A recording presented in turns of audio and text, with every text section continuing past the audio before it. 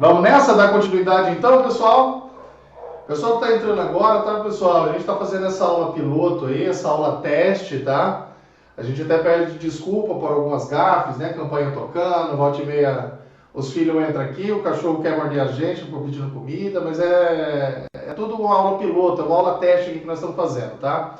Em relação à presença, pessoal, a Jéssica está entrando na sala de vez em quando, tá? Na nossa sala virtual, e tá vendo quem está participando ou não. Como é as nossas aulas testes, pessoal, que eu falei na nossa primeira aula, quem já estava, quem não está, quem entrou agora, a gente está passando uma revisão da semana passada para ver como que vai funcionar. A gente vai gravar essas aulas. Eu estou com o auxiliar técnico aqui, tá, gente? Depois nós vamos disponibilizar essas aulas no YouTube, beleza, gente? Então, mesmo quem, né, por ser a aula, né, inicial aqui, a gente está fazendo um projeto tipo Gustavo Lima, né, sendo embaixador da situação. Depois a gente vai ver certinho, disponibilizar essas aulas para vocês, ver como foi a participação de vocês aí. Dúvidas, pessoal, mandem no chat, tá? Que agora tô aqui interagindo, se der tempo eu já dou uma olhada, já respondo, se não a gente manda no grupo depois as respostas, beleza? E na nossa primeira aula nós paramos aqui, gente, fontes de luz. E agora a gente começa com um pouquinho de matemática aqui relacionado a isso aqui, gente. Quando a gente estuda fonte de luz, o primeiro passo a gente tem que, né, ver o tamanho dela. A primeira fonte de luz que nós fizemos, pessoal, foi a tal da fonte pontiforme. Ou seja, uma fonte cujas dimensões são desprezíveis. Fonte pontiforme.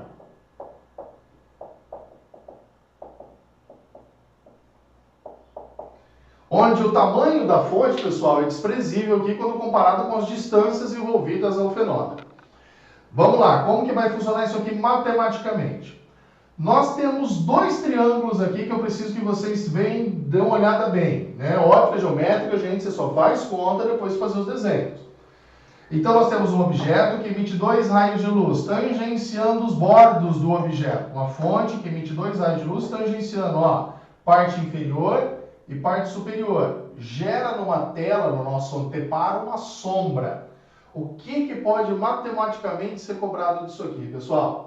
Distância da fonte até o objeto, ó, essa distância aqui, tá? Vou chamar essa distância aqui de x. Pode ser, então, pessoal, cobrado também de vocês a altura desse objeto, vou colocar com O, tá? A altura do objeto. Essa altura aqui, ó, do objeto. Pode ser pedido também, pessoal, a distância da fonte até a sombra. Essa distância aqui, ó, eu vou chamar de y. Essa distância que nós vamos chamar de y, ó, já é o triângulo grande, tá? Liga a fonte até o objeto lá, ó. Essa distância y. E pode ser cobrado o tamanho da sombra, tá, pessoal? Essa distância aqui, ó. O tamanho da sombra, que eu vou chamar de H. Que é esse H aqui. Então, reparem que são 4 variáveis, pessoal. Dessas 4 variáveis, ele sempre te fornece 3. Então, você tem o x, o o, o y e o h. 4 variáveis. Dessas 4, ele sempre te dá 3. Mas como a gente vai relacionar essas 4? Semelhança de triângulo. Esses dois triângulos têm o mesmo ângulo. Então, a tangente dele, eu vou chamar de alfa, tá? A tangente desses dois triângulos são iguais. Sendo assim, a tangente de alfa 1, que é o triângulo aqui pequenininho, tá? E o triângulo 2 vou chamar de 2. A tangente do ângulo alfa 1 é igual à tangente do alfa 2. E o que era a tangente, pessoal? Peraí, Guilherme. Na hora que você vai sair, vai entrar de novo, tem que estar conseguindo entrar. Pessoal, deu um probleminha aqui, nós vamos sair e entrar de novo, porque tem gente que não está conseguindo entrar.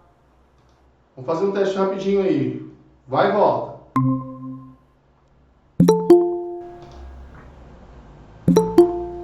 Peraí. Pergunta se estão te ouvindo. Pessoal que entrou agora, gente, está conseguindo ouvir? Gustavo, Marcelo. Tá dando para ouvir, beleza, pessoal? Agora deu. Tá belezinha? Tá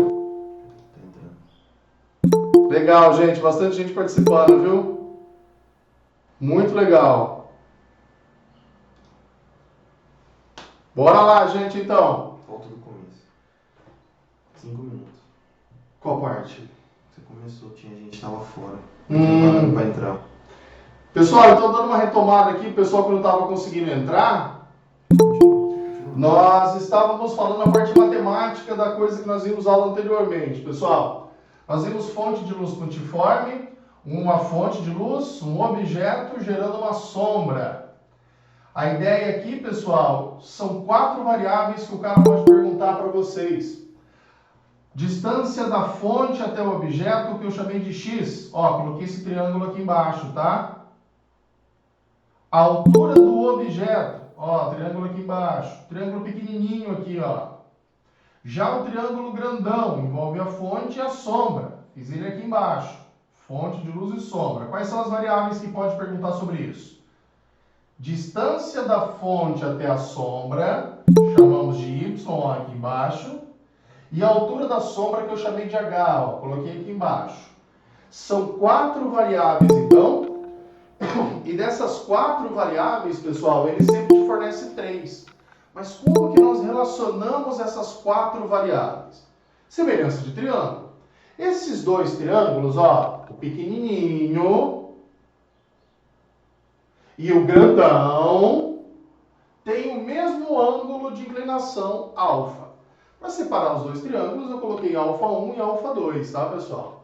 Então, como a gente faz semelhança de triângulo? A tangente dos 2 são iguais. E o que é a tangente, pessoal? Cateto oposto, sobre o cateto adjacente. Então, nós chegamos na expressão matemática. Tangente de alfa 1, pessoal. A altura do objeto, que é o cateto oposto, sobre o cateto adjacente, que é x. Se a tangente de ambos são iguais, o cateto oposto desse sobre o cateto adjacente, h, sobre y é igual. Pessoal, tá aqui a nossa regrinha de 3, tá? Relacionadas à fonte de luz pontiforme. Como eu disse no começo da aula, o pessoal que está entrando agora, gente, ótica geométrica estuda diferente do que vocês estudam em termologia lá. Ótica geométrica é essencial que nós façamos os desenhos. Se você não fazer o desenho, pessoal, do raio de luz, que é o nosso objeto de estudo, né? Você não sabe como fazer conta. Então, o primeiro passo, ótica geométrica, sempre que for fazer, começa a desenhar, beleza? Isso aqui, então, fonte de luz pontiforme. Pessoal que está entrando agora, conseguiu entrar agora, pessoal? Ó, estamos com 44 já. 46. 46. Beleza, gente. 7. 8. Legal. O pessoal que entrou agora, gostaria que vocês deram um print aqui na tela, tá, gente? Que nós vamos para a fonte de luz agora cujos tamanhos, as dimensões, são relevantes, tá? O que nós vamos chamar de fonte extensa. Como que vai dar o print aí, pessoal? Quem está no computador é a tecla... Bandeirinha do Windows e Print Script. É a bandeirinha do Windows.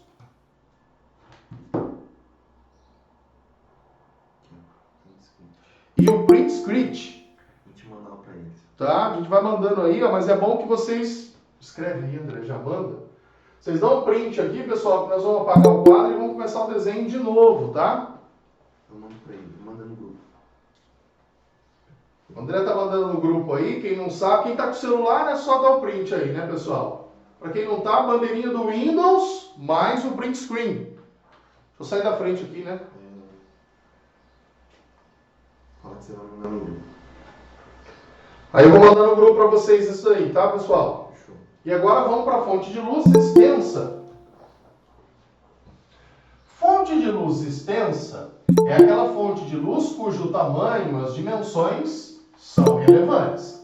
Você tem que levar em consideração o tamanho da fonte aí. Fomos então para a fonte extensa.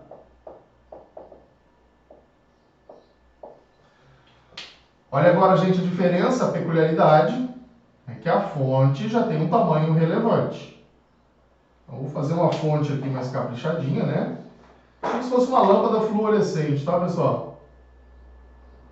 Essa lâmpada que a gente tem nas salas de aula. Aqui vai ser a nossa fonte.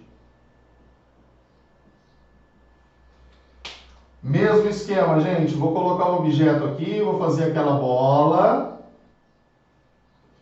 E aqui nós vamos fazer a nossa tela, o anteparo.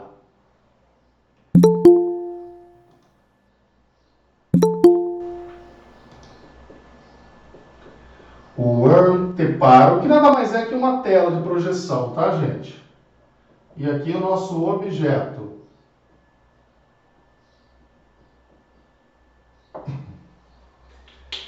Qual que é a principal diferença, então, pessoal?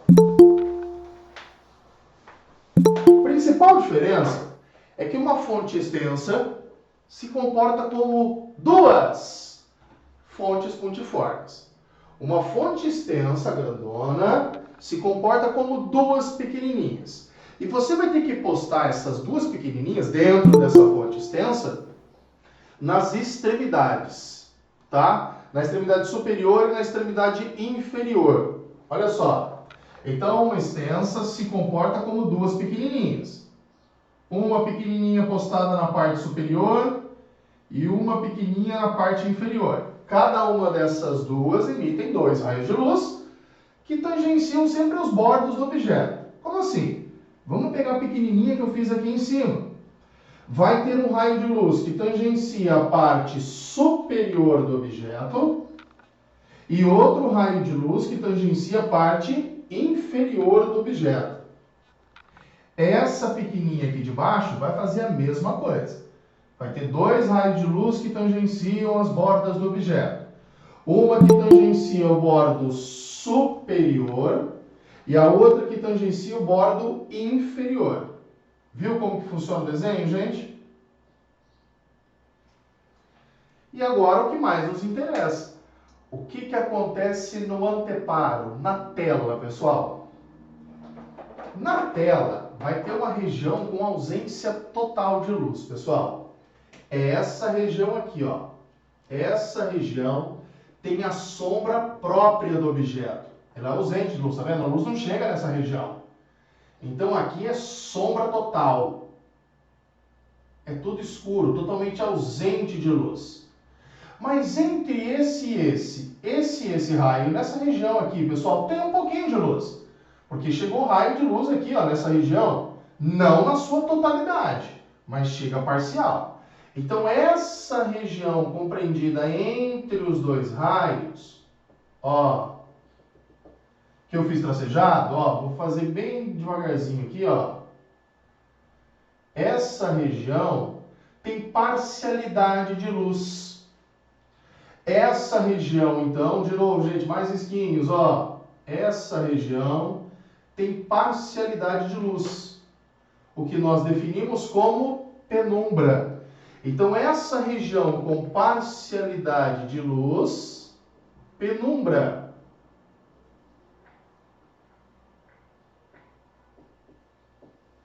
Já a região que é totalmente escura, sombra. Viram qual é a diferença crucial entre uma fonte extensa e uma fonte pontiforme, pessoal?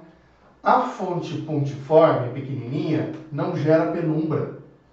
Já uma fonte extensa, além de sombra, também gera penumbra.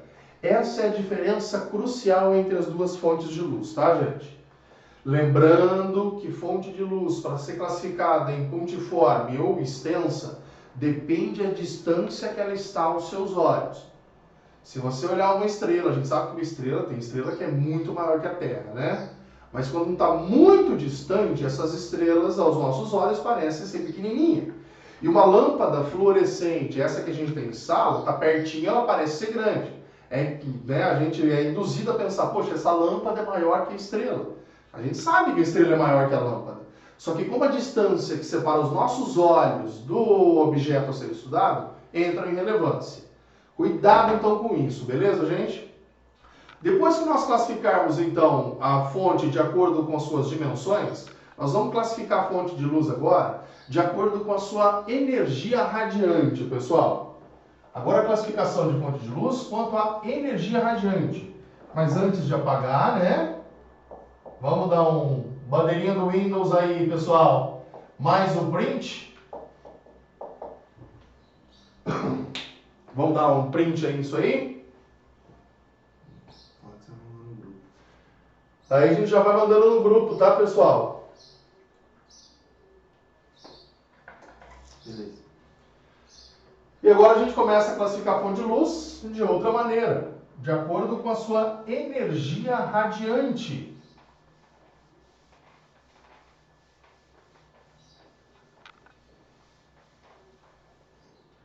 Vamos classificar a fonte de luz quanto à energia radiante.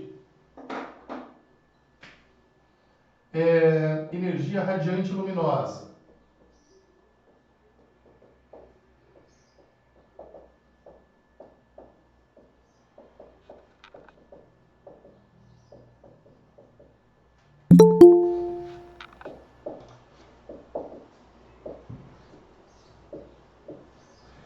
Bem, vamos nessa então, pessoal. Quanto à energia radiante luminosa, nós podemos ter dois tipos de fontes de luz. Primeiro, o tal da fonte primária. Fonte de luz primária. Que é mais usual, gente, pela UEM ser chamada de corpos luminosos. Corpos luminosos são aqueles que emitem luz própria, pessoal. E outro detalhe. Corpos luminosos são aqueles que emitem luz própria. Mas, por exemplo, uma lâmpada. Você pode afirmar que uma lâmpada é uma fonte de luz primária, pessoal? Só se essa luz estiver ligada. Parece frescura, mas é, gente. Parece frescura, mas é, né? Mas os caras pegam no pé da gente por causa disso. Uma vela. Uma vela é uma fonte de luz primária? Depende. Só se ela estiver acesa. Então, muito cuidado com isso. Se o cara falar, a lâmpada é um corpo luminoso? Não. Só se ele colocar. Se a lâmpada estiver ligada. Vela é um corpo luminoso, uma fonte primária? Depende. Só se ela estiver acesa. Tá? Já aqueles corpos que refletem a luz de outros é chamada de fonte secundária.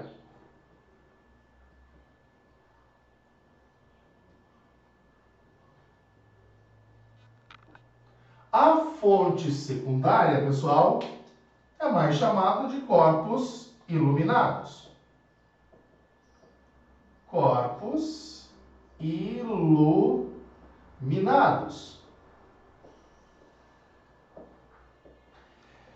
Esses são os corpos que você consegue visualizar, mas que não emitem luz própria. São aqueles que refletem a luz de outros corpos. Então vamos imaginar, vocês só estão conseguindo imaginar, né? Nós numa sala real. O André aqui, gente, o André vai ser meu auxiliar. O André só consegue me visualizar porque eu vou refletir a luz de outra fonte. Gente, não é o corona não, vocês sabem o que é, né? Então, essa fonte de luz, essa lâmpada acesa é a fonte primária, ela bate luz em mim, o meu corpo reflete luz aos olhos do André. Então, ele só consegue me visualizar porque eu estou refletindo a luz de uma fonte primária. Mas, para ele, eu também sou fonte de luz. Eu sou um ser iluminado. Todos os objetos, pessoal, que você consegue visualizar que não emitem luz própria, e sim refletem, são os corpos iluminados. Então, vocês são seres iluminados. Né? Quem está próximo a vocês, se consegue visualizar vocês, é porque vocês emitem luz, não própria, mas emitem luz. Então somos fontes secundárias, tá? A gente reflete. Em vestibular é muito cobrado, pessoal, o Sol primária e a Lua secundária, tá? Os exemplos mais cobrados. Mas se a fonte for primária, pessoal, ainda tem mais classificação.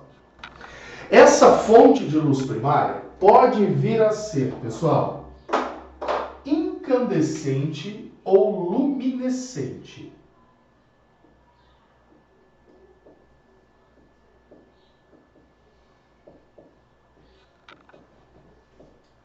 Incandescente ou luminescente.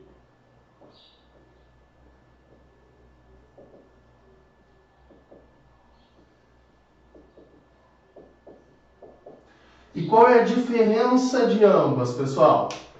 A fonte de luz incandescente, que é uma primária, ela emite luz com emissão de calor. Então, a incandescente, ela emite luz com emissão de calor.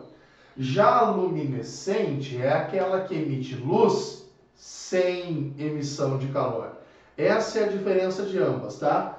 A incandescente emite luz com emissão de calor. A luminescente emite luz sem emissão de calor. E uma coisa que de vez em quando, pessoal, o pessoal da específica de física cobra, é que a luminescente ainda pode ser fluorescente ou fosforescente. Fluorescente. Ou pode vir a ser fosforescente.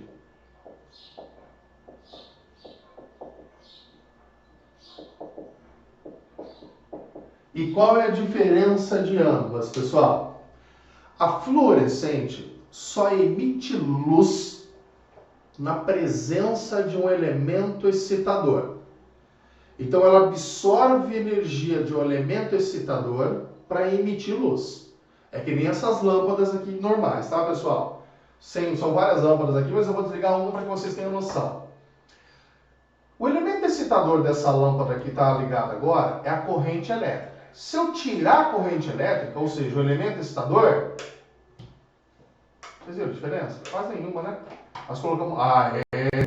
Tirando o elemento excitador, pessoal, ela parou de emitir luz imediatamente. Coloca o elemento excitador, ela já brilha instantaneamente. Essa é a fluorescente. Já a fosforescente, ela pega a energia do elemento excitador e armazena para depois emitir luz. O melhor exemplo, pessoal, é interruptor. Sabe aqueles interruptores convencionais? Aquele que você desliga a luz, ele fica verdinho, né, durante um certo tempo. Ele fica, aquelas estrelinhas que a gente colocava no teto do quarto quando era criança, né? Cheio de estrelinha no teto. Aquelas estrelinhas, pessoal, ela absorve a energia do elemento excitador e fica armazenada. Depois que ela está cheia de energia do elemento excitador, ela começa a brilhar. Só que chega um momento que ela apaga, né? Aquelas estrelinhas, aquelas pulseirinhas que está na moda agora, fazendo casamento e formatura, ela pega o elemento excitador, que é reação química, né? Por isso que você pega ela, você tem que ficar misturando os agentes químicos. Ela armazenou aquela energia, daí ela começa a brilhar durante um certo tempo. Então a diferença peculiar das duas. A fluorescente, do jeito que ela pega a energia do elemento excitador, ela já transforma em energia luminosa. A fosforescente, ela absorve a energia do elemento excitador para depois emitir a luz, tá? E pessoal, assim a gente fecha fontes de luz. Mas essa luz tem que ir para algum lugar, né? Esse lugar que a luz vai, são o que nós chamamos de... Para acabar? Encerra agora? Não. Então, pessoal, a gente... nem disse para vocês, uma aula piloto, tá? Nós estamos aqui, eu e o André, tentando adequar os horários aí, beleza? Voltando aqui, pessoal, essa luz tem que ir para algum lugar. E os lugares que essa luz vai, né, ela sai de fonte de luz e tem que ir para algum lugar. São os meios de propagação, pessoal.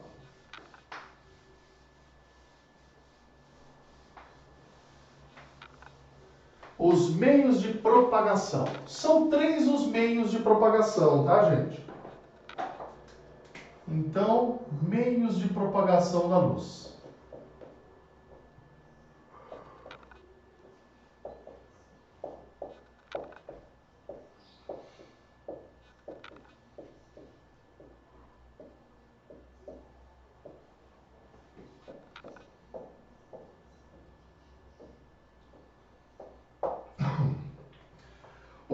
meio que a luz pode se propagar, gente, fazer em vermelho aqui, é um meio transparente.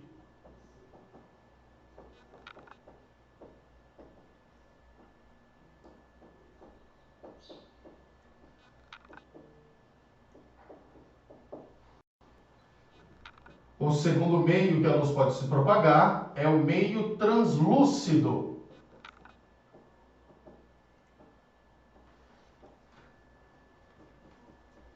E o terceiro meio, que ela não se propaga, é o meio opaco. Gente, qual a definição dos três? Fecha a nossa aula nesse ponto aqui, tá, gente? O meio transparente é aquele que a luz passa sem desvio perceptível a olho nu. Então imagina o ar aqui, né, e a luz passando pelo ar, o ar puro, sem neblina, sem nada, tá? O ar transparente. A luz passa por esse meio sem sofrer desvio perceptível a olho nu. Ela passa de maneira regular. Já o meio translúcido é o meio que a luz passa com desvio perceptível ao olho nu. Você consegue ver que a luz passa de maneira irregular. Então o meio translúcido seria o que, pessoal? Papel de seda, papel vegetal. Esse meio aqui translúcido a luz passa, só que ela passa de maneira um pouquinho irregular. O meio opaco, gente, é aquele meio que a luz não passa. Então, quando eu peguei a bola para fazer o exemplo na nossa aula anterior e coloquei a bola em frente a um ponto aqui, gente, você viu que a luz não atravessou pela bola, porque a bola é um meio opaco. Esse meio transparente, eu também tenho que chamar a atenção para vocês, porque depende de porções, pessoal. Porções. Como assim porções? Água pura, gente, e cristalina. Água pura e cristalina. Se eu pegar pequenas porções de água, eu consigo visualizar através dela a luz de maneira regular. Mas se eu pegar uma piscina, pessoal, com, sei lá, com 2 metros de profundidade, com 1 metro de profundidade, e encher ela com água pura, eu não vou conseguir ver a luz passando de maneira regular. Eu vou ver que a luz distorce um pouquinho. Então isso aqui depende de porções. Eu lembro de uma questão, pessoal, da Universidade do Rio Grande do Sul, que o cara falou assim, carne, é um vestibular exclusivo para medicina, tá, gente? Inclusive aquela cidade onde teve um acidente, que a boate pegou fogo e tal. E eles escolheram da seguinte maneira, carne, pessoal, meio opaco, um vestibular exclusivo de carne opaca. Você pega costela, picanha. Um vestibular de medicina, a gente pensa em pedaço de carne e tecido. E carne e tecido, alguma coisa, pessoal, é o translúcido. Você pega um pedacinho tão fininho, tão pequenininho da carne, que ele chega a ser translúcido. Então aqui, cuidado, porque depende das porções. Se você pegar muito ou pegar pouco do meio. Se eu pegar muito de carne, é lógico que vai ficar opaco. Se eu pegar pequenas porções, é o meio translúcido. Se eu pegar pequena porção de água, pessoal, ela é transparente. Se eu pegar muita porção de água, fica o meio translúcido. Então aqui tem que tomar cuidado com a quantidade, tá? Com as porções de cada matéria. Gente, nós fechamos a nossa aula aqui, tá? Uma aula piloto, nós vamos deixar disponibilizando, tá? Vamos ver qual foi a reação aí. Teve uma participação muito legal. Gente, 61 pessoas da nossa sala estão aqui, tá? Então a gente gostou muito do projeto, espero que vocês tenham gostado. Se ficou alguma dúvida durante a aula, fica tranquilo, essa aula vai ter gravado e disponibilizado para vocês no YouTube, tá, gente? Gente, uma ótima semana e, se Deus quiser, até semana que vem. Vamos continuar estudando, viu, gente? Vou mandando as listas para vocês aí, para que vocês continuem na pegada. Um abraço, gente!